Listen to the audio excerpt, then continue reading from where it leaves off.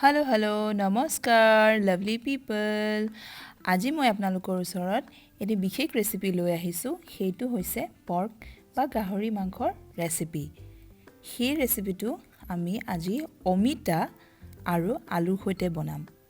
মানে অমিতাটো special appearance দিব। তাৰ কাৰণে আমি লৈছোঁ আধা কেজি গাহৰি।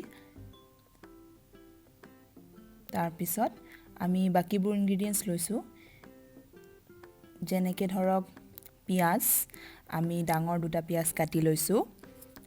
তাৰপিছত আপোনাৰ আলু লৈছোঁ, আলুটো দুফাল কৰিছোঁ। তাৰপিছত আদা নহৰু পেষ্ট অকণমান লৈছোঁ। তাৰপিছত গ্ৰীণ চিলি লৈছোঁ। এয়া আমি ডাঙৰ ডাঙৰ দুটুকুৰ অমিতা লৈছোঁ।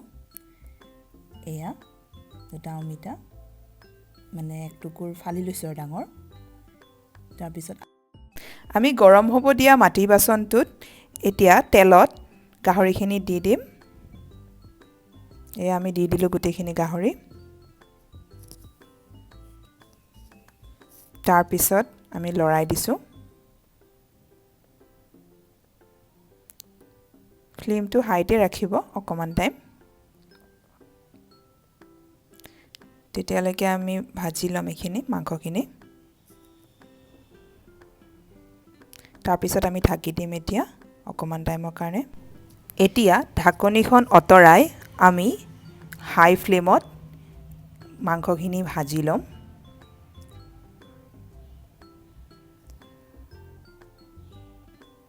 তাৰপিছত লগতে আমি পিঁয়াজখিনি দি দিম।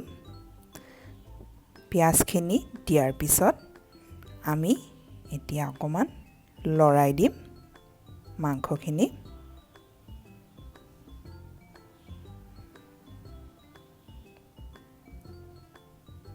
এয়া আমি হাই ফ্লেমতে ৰাখিছোঁ, মাংসখিনি লৰাই আছোঁ।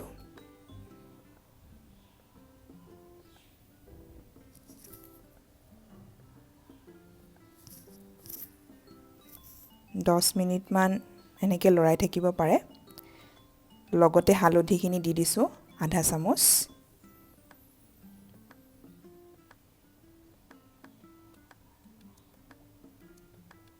এতিয়া আকৌ আমি নিমখ দিম 1 চামুচমান।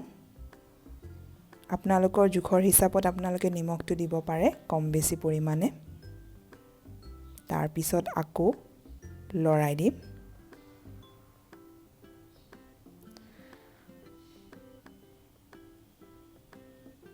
এয়া আমি লৰাই আছোঁ।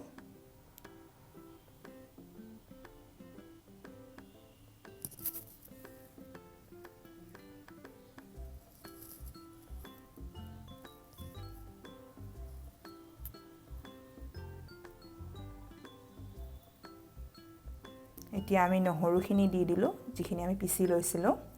দুটা কেঁচা জলকীয়া, জ্বলাটো কমাবও পাৰে বঢ়াবও পাৰে আপোনালোকৰ নিজৰ জোখত। তাৰপিছত আকৌ লৰাই দিলোঁ।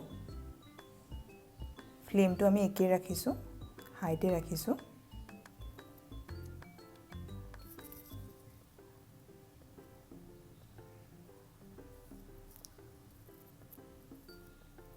তাৰপিছত আমি এতিয়া ঢাকি দিম 10 মিনিটমানৰ কাৰণে। এতিয়া 10 মিনিট হৈ গ'ল, আমি ঢাকনিখন আঁতৰাই দিম।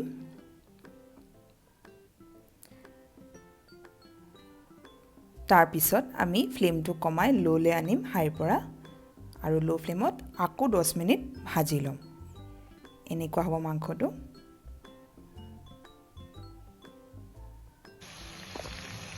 চাওক এনেকুৱা হৈছে।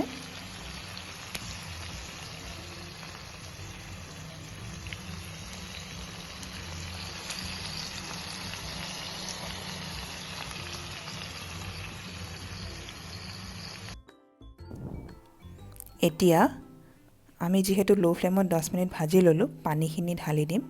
পানীটো এটা আন্দাজত দিছোঁ যাতে মাংসখিনি অকণমান ডুব যায়। এয়া পানীখিনি দিলোঁ, অকণমান লৰাই দিম হেতাৰে।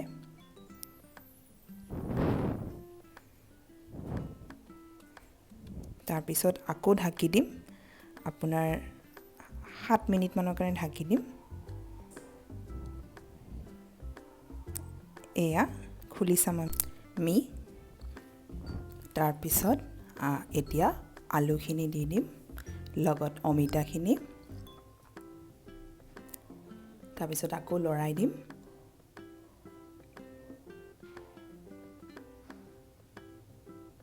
এয়া লৰাই আছোঁ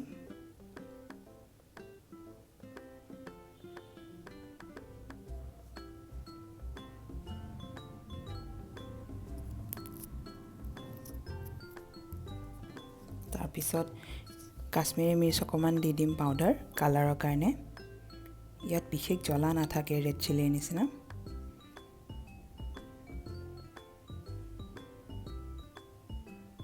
এতিয়া লৰাই আছোঁ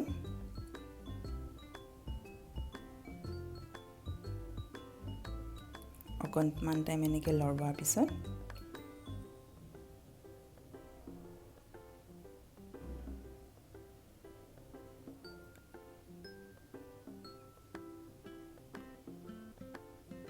আমি এতিয়া পানী অকণমান আকৌ ঢালিম যাতে মানে সিজে আৰু মাংসটো আন্দাজতে ঢালিছোঁ একে পৰিমাণত মানে মাংসখিনি ডুব যোৱাকৈ তাৰপিছত ঢাকনিখন লগাই দিম এয়া আপোনাৰ 10 মিনিটমান পিছত আমি আকৌ খুলি চালোঁ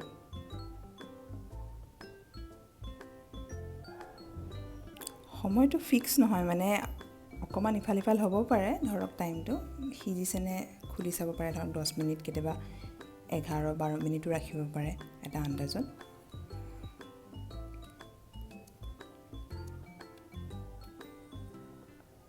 এয়া আৰু অকণমান লৰাই দিছোঁ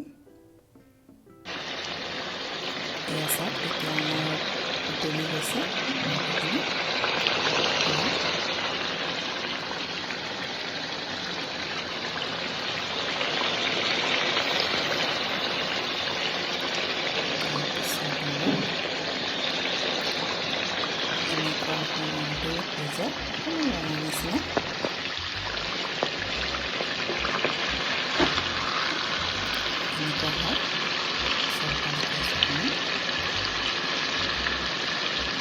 প্ৰায় আপোনাৰ ৰেডি হৈয়ে গৈছে সিজি গৈছে মাংসখিনি এতিয়া আমি বাতি এটাত আপোনালোকক দেখুৱাইছোঁ আৰু ছাৰ্ভ কৰি কেনেকুৱা হয় চাওক আপোনালোকে এইটো ৰেচিপি ট্ৰাই কৰি চাব ঘৰত যদি ৰেচিপিটো ভাল পায় like share and please subscribe কৰিব মোৰ চেনেলটো আগলৈও এনেকুৱা নতুন নতুন ভিডিঅ' আনি থাকিবলৈ চেষ্টা কৰিম ঠিক আছে তেনেহ'লে আজিলৈ bye bye thank you for ৱাচিং মাই ভিডিঅ'